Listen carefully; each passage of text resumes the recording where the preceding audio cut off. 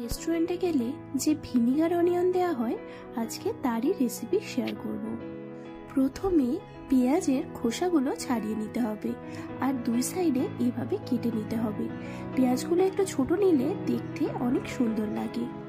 আর লাগবে কাঁচা লঙ্কা, লবণ, চিনি, গোলমরিচ, কয়েক কোয়া রসুন, অর্ধেক গন্ধরাজ লেবু, ভিনিগার আর কয়েক টুকরো বিটকপি।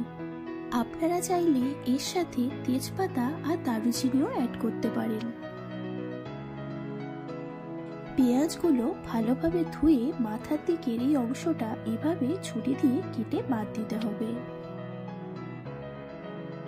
আর উল্টো দিকে ক্রস করে কেটে নিতে হবে।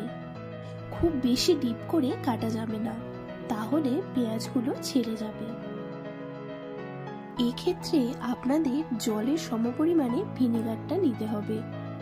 আমি এখানে 1 কাপ জল নিয়েছি আর সেই কাপ মেপে পরে 1 কাপ ভিনেগার দিয়েছি। জল আর ভিনেগারের পরিমাণটা এমন রাখতে হবে যাতে পেঁয়াজগুলো ওটার মধ্যে ডুবে থাকে। এবার পেঁয়াজগুলো এর মধ্যে দিয়ে দেব। এবার দেব কেটে রাখা বিটের টুকরোগুলো। এটা দিলে কালারটা অনেক সুন্দর আসে।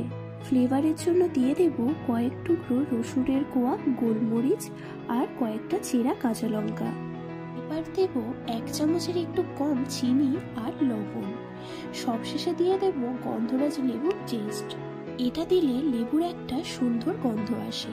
ঢাকা দিয়ে রেখে দেব 24 ঘন্টা। 24 ঘন্টা হয়ে গেছে আর আমাদের ভিনিগার অনিয়ন একদম রেডি। একটা আমি কেটে দেখাচ্ছি। এখন পেঁয়াজগুলোকে একটা এয়ারটাইট কন্টেনারে তুলে ফ্রিজের মধ্যে রেখে আপনারা 1 মাস মতো ব্যবহার করতে পারবেন। পড়ে থাকা লিকুইডটার মধ্যে পেঁয়াজ দিয়ে আবারও ভিনিগার অনিয়ন তৈরি করতে পারেন একবার।